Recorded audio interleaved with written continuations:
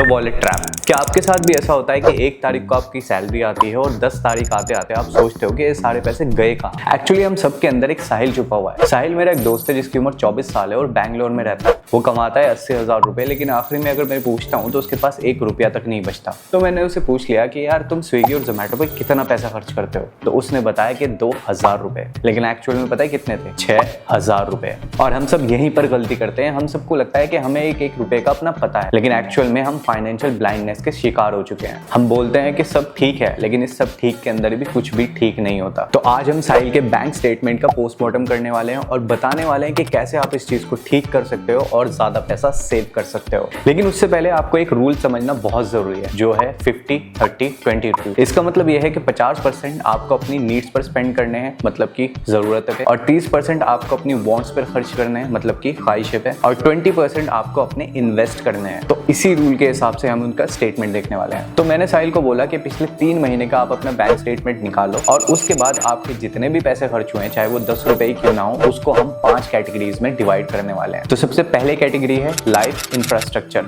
इसमें आपका रेंट, बिजली का बिल, राशन, जितनी भी जरूरत के सामान है वो आ जाएगा। दूसरा है आपका इन्वेस्टमेंट। इसमें आपकी SIP, स्टॉक्स, गोल्ड या फिर रियल एस्टेट में जितना भी स्पेंड होगा वो आ जाएगा। तीसरा है आपका करियर एंड ग्रोथ। इसके अंदर आपकी डिग्री, कोर्सेज या फिर आपने एडिशनल जितने भी ऑनलाइन कोर्सेज ले रखे हैं, जो भी आपकी प्रोफेशनल लाइफ से रिलेटेड है, वो आ जाएंगे। चौथा है आपका रिलेशनशिप, मतलब कि अपने दोस्तों के साथ बाहर जाना, पार्टी करना, वो सारी चीजें इसके अंदर इंक्लूड हो जाती हैं। और चौथा है आपका रिलैक्सिंग टाइम, जहां पर आप ट्रैवलिंग, शॉपिंग और जितने भी अदर चीजें होते हैं वो ऐड कर देते हैं। तो जैसे ही मैंने साहिल को ये सब चीजें फिल करने के लिए बोला, तो मैंने एक बहुत ही शॉकिंग चीज देखी। सबसे पहली चीज थी द साइलेंट किलर, जिसको हम एक फूड ट्रैप बोलते हैं। जब मैंने साहिल से पूछा था कि तुम स्विगी जोमेटो पे कितना खर्च करते हो, तो उसने बताया था 2,000 रुपए, लेकिन एक्चुअल में वो फिगर थी लगभग 6,000 रुपए, जिसके अंदर उनकी platform fees, additional fees, travelling fees, पता नहीं क्या क्या, डिलीवरिंग चार्जेस, सब कुछ इंक्लूड हो जाते हैं। तो इसका मतलब ये था साहिल अपनी 12% इनकम का 12% हिस्सा सिर्फ उन चीजों को दे रहा था जिस पे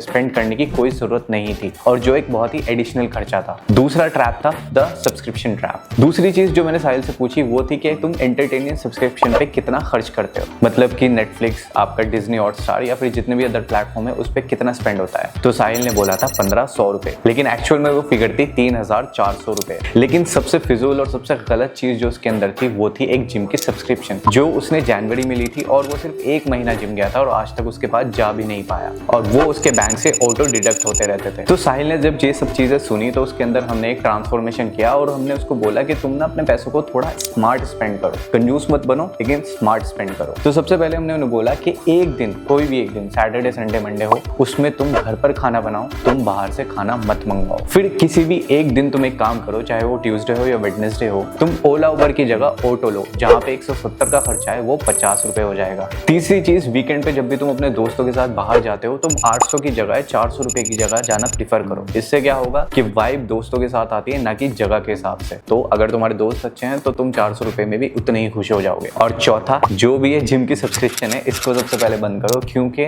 तुम वहां ना ही जा रहे हो और ना ही तुम अपना टाइम वहां पे लगा रहे हो। तो कोशिश करो स्टार्टिंग में तुम 1 मंथ से स्टार्ट करो, जब तुम रेगुलर हो जाओ तब कभी जाके मेंबरशिप खरीदो। तो इसका रिजल्ट ये हुआ कि जो उसका खर्चा वीकली 6,000 था, वो अब 3,400 रुपए हो गया। और ऐसा नहीं कि उसने कंजूसी की है, उसने कोई कंजूसी नहीं की, बस वो थोड़ा सा स्मार्ट हो गया और अपने पैसों को कैलकुलेट करने लगा। अब यही चीज तुम्हें समझने की बहुत जरूरत है कि कोई भी चीज हो, अगर उसको आप मेजर नहीं करोगे, आप उसको ऑब्जर्व नहीं करोगे, तो आप कभी भी उसके अंदर इंप्रूवमेंट नहीं ला सकते। तो सबसे इंपॉर्टेंट चीज ये है, जो भी आप चीज कर रहे हो उसको मेजर करो, तभी उसके अंदर इंप्रूवमेंट आ सकती है। बाकी इस वीडियो के डिस्क्रिप्शन में तुम्हें वो ट्रैकर मिल जाएगा जो मेरे लिंक्डइन पे है, आप वो जाके यूज भी कर सकते हो अपनी फाइनेंशियल स्ट्रैटेजी को ट्रैक करने के लिए। और अगर ये वीडियो पसंद आई हो तो चैनल को सब्सक्राइब करना और लाइक करना मत भूलना।